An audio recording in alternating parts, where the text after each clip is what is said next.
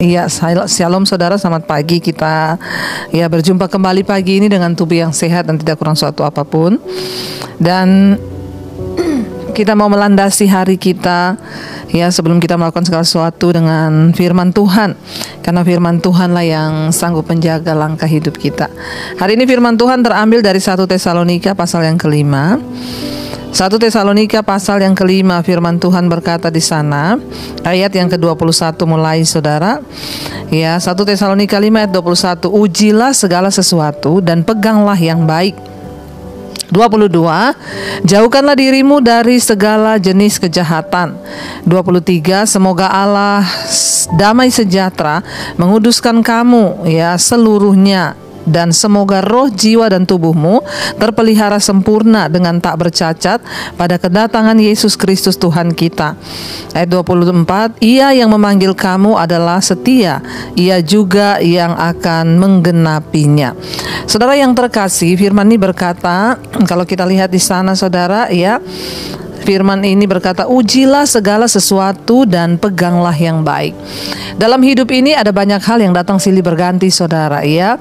Ada hal yang sepertinya kelihatannya benar, ada hal yang kelihatannya salah tetapi benar, ada hal yang memang benar-benar benar, ada hal yang kelihatannya baik tetapi belum tentu benar. Tetapi yang benar itu sudah pasti benar dan baik. Nah, firman Tuhan berkata, kita disuruh uji ya. Ujilah segala sesuatu dan peganglah yang baik. Dalam hidup ini banyak hal yang datang saudara, dan seringkali itu bisa menjadi masalah dalam hidup kita. Contoh, ketika kita mendengarkan ya orang lain menyampaikan berita tentang orang lain, ya kamu tahu nggak si anu itu gini. Mari kita menguji yang baik. Ya, firman Tuhan berkata kita tidak boleh ya memfitnah atau mengata-ngatai orang tanpa bukti yang sah. Ketika kita mendengarkan sesuatu yang tidak baik, mari kita ya berusaha untuk menjaga pikiran, jangan terpengaruh. Atau kita mendengar orang bilang, kamu tuh ada yang ngatain kamu loh, gini, orang itu ngomong gini. Ujilah segala sesuatu dan peganglah yang baik.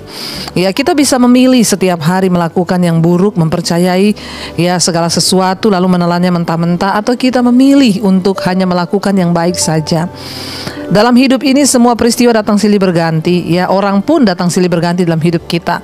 Ada orang-orang yang datang membawa aura yang negatif, ada yang membawa aura yang positif. Artinya saya menyebut aura ini ya bawaan orang saudara. Ya, artinya ada orang-orang yang punya karakter yang negatif datang dalam hidup kita. Ada orang-orang yang punya karakter yang positif. Kita bisa memilih dengan siapa kita bergaul. Mari kita uji apakah pergaulan kita itu baik dan benar. Mari kita uji apakah perkataan kita baik dan benar. Mari kita uji apa yang kita dengar setiap hari itu baik atau benar. Ketika kita menguji setiap hari apa yang kita dengar itu baik, peganglah itu ya. Pertahankan semua yang baik saudara, karena hari-hari ini kita harus sungguh-sungguh berusaha menjaga hidup kita menjelang kedatangan kali yang kedua. Saya bersyukur ada orang-orang yang berkata, Bu, ya beberapa hari ini Ibu khotbah terus tentang melepaskan pengampunan. Saya bersyukur Bu, saya ditegur ya berhari-hari ini berturut-turut dari apa yang Ibu khotbahkan. Kenapa? Karena saya ini lagi jengkel kepada seseorang. Ya, nah saudara, ketika kita mendengar firman Tuhan, ya ujilah segala sesuatu. Ketika kita mendengar firman berkata, jangan balas jahat dengan jahat, jangan kepahitan. Ya uji apakah itu baik? Ya, itu benar ya. Lalu ketika kita tahu itu benar, pegang itu. Saya bersyukur ada orang-orang yang berkata, tapi puji Tuhan Bu, 3 hari berturut-turut Ibu ngomong soal kepahitan, soal pengampunan, jadi saya ya akhirnya bisa melepaskan pengampunan. Setiap hari saya mendengar khotbah Ibu tentang pengampunan, ya saya belajar untuk melepaskan pengampunan. Itulah yang baik. Firman Tuhan bilang pegang. Ya, pegang apa yang baik itu saudara. Ya, ujilah segala sesuatu dan pegang yang baik. Jauhkanlah dirimu dari segala jenis kejahatan ya. Mari hari-hari ini kita menjaga diri kita. Jauhkanlah dirimu. Kalau firman Tuhan berkata jauhkanlah dirimu, berarti jangan dekat-dekat. Ya, kalau kita tahu orang datang hanya membawa kita untuk berbuat dosa, maka jangan dekat-dekat dengan orang yang membuat kita berdosa. Ya, kalau kita tahu kita bisa jatuh di dalam ya percabulan atau kenajisan, ya kalau ada orang yang goda-goda kita di Facebook, di Instagram, di mana saja, kita tahu itu membawa kita berdosa, maka jauh-jauh, cepat-cepat blokir orang tersebut. Jangan memberi kesempatan pada iblis. Kenapa? Karena yang namanya setan sekarang ini bekerja luar biasa. Saya mendapat banyak konseling dari wanita-wanita yang tertipu lewat Facebook. Orang-orang yang datang dengan kata-kata manis, akhirnya minta uang dan lain sebagainya, akhirnya tertipu. Saudara, jauhkanlah dirimu dari segala macam jenis kejahatan. Kejahatan itu ada berbagai jenis, saudara. Ada kejahatan itu yang langsung membuat kita jatuh dalam kejahatan, ya. Tetapi ada jenis yang belum terlihat jahat, padahal itu sudah menjatuhkan iman kita. Ya, banyak orang berpikir saya belum selingkuh kok, Bu, tapi saya punya kenalan, Bu, di Facebook, punya kenalan di WA, tapi belum selingkuh. Tapi tiap hari kita ngobrol karena dia asik diajak ngobrol. Hati-hati, saudara. Ya, jenis-jenis dosa itu banyak. Ada yang belum kita melakukan, tapi sebenarnya kita sudah berdosa. Di dalam hati kita sudah berdosa. Karena itu hati-hati, saudara. Mari kita menjaga diri kita. Jauhkanlah dirimu dari segala jenis kejahatan yang terlihat maupun yang tidak terlihat. Sekalipun suamimu tidak tahu, istrimu tidak tahu, tapi ingat ada Tuhan yang tahu. Lalu ayat 23 dikatakan, semoga Allah damai sejahtera menguduskan kamu seluruhnya, dan semoga roh, jiwa, dan tubuhmu terpelihara sempurna dengan tak bercacat pada kedatangan Yesus Kristus Tuhan kita. Saat kita hidup dalam kebenaran, saat kita menjauhi dosa, maka disitulah kita akan mengalami yang namanya damai sejahtera.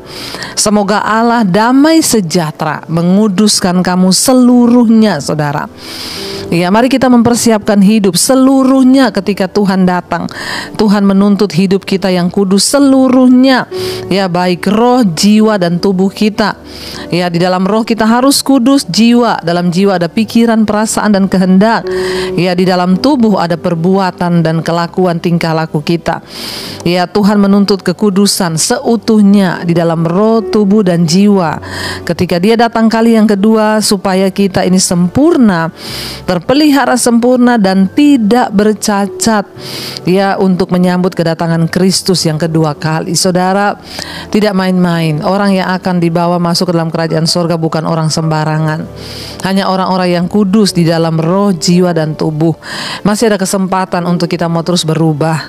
Masih ada kesempatan untuk kita mau terus minta kepada Tuhan, beri kita kekuatan untuk menjaga hidup kita. Karena firman ini berkata, ayat 24, Ia yang memanggil kamu adalah setia, Ia juga akan menggenapinya. Tuhan yang sudah memanggil kita adalah Tuhan yang setia. Karena itu Tuhan tidak akan pernah membiarkan kita jatuh, saudara, selama kita mendekatkan diri dengan Tuhan. Asal kita memilih untuk mendekatkan diri dengan Tuhan, maka Tuhan akan menopang kita.